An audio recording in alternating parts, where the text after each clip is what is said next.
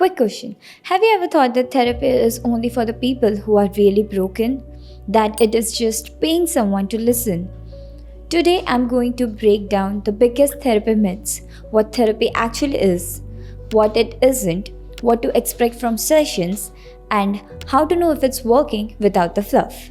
Keep in mind, therapy isn't magic, it's a skill building process.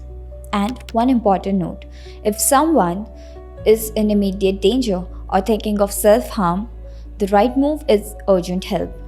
Call a local emergency services or a crisis line or a trusted person right away. Therapy is important, but crises need immediate help. A lot of people avoid therapy because of myths. And honestly, some myths exist because we have seen therapy portrayed like a dramatic confession booth, a place where therapist fixes you, or a place where you talk forever and nothing changes. But reality is different, and it's way more useful. Myth: if I go to therapy, it means I'm weak or crazy. Reality: therapy is for humans, for stress, burnout, relationships, self worth, anxiety, grief, identity, emotional regulations, and yes, also for clinical disorders. The philosophy is you don't wait for your tooth to fall out to brush it. Same with the mind. Myth: it's just talking. Reality: good therapy has structure. You are learning skills. Some useful skills you learned in therapy can be identifying triggers, emotional regulation tools, communication scripts, boundaries, or thought patterns. Therapy isn't a monologue, it's a training gym for your mind. Myth: they will give me a clear answer. Reality: ethical therapy doesn't give you direct life commands like break up or quit your job. Instead, it helps you clarify patterns and values so that you can decide.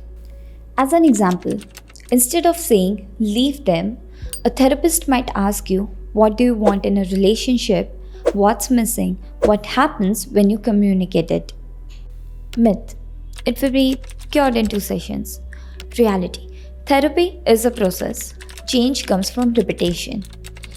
Think of it this way: if you have been thinking a certain way for 10 years, your brain won't rewrite in 10 minutes. But you can absolutely start feeling relief early, especially when you learn tools.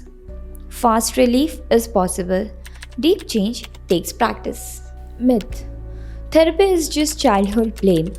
Reality: some approaches explore past to understand patterns. But therapy also focuses on the present. What are you doing now? What do you need now? What are your skills now? Understanding the past is useful, but living there forever is not the goal.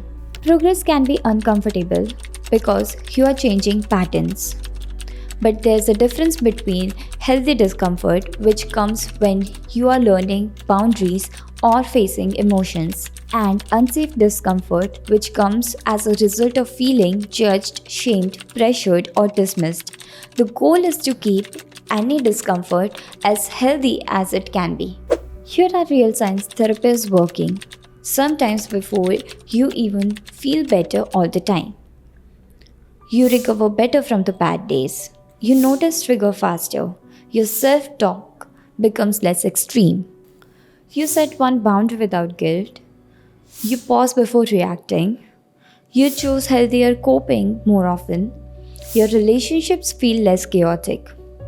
Progress looks like fewer spiral and faster recovery. Sometimes therapy doesn't work not because therapy is fake, but because the fit is wrong. Some good signs of a therapy can be you feel respected and understood, they collaborate with you, there's structure and goals, you feel challenged, not shamed. Some red flags of a therapy can be they dismiss your feelings, they shame you, they break confidentiality casually, they push personal opinions as rules, they ignore boundaries. You are allowed to change therapists. It's not betrayal, it's healthcare. If therapy has felt intimidating, I hope this makes it feel simpler. Therapy is not for broken people. It's for the people who want clarity, skills, and healing. If you want more videos like this, therapy tools, emotional intelligence, and mental health explained, subscribe and share this video with someone who needs a healthier view of therapy.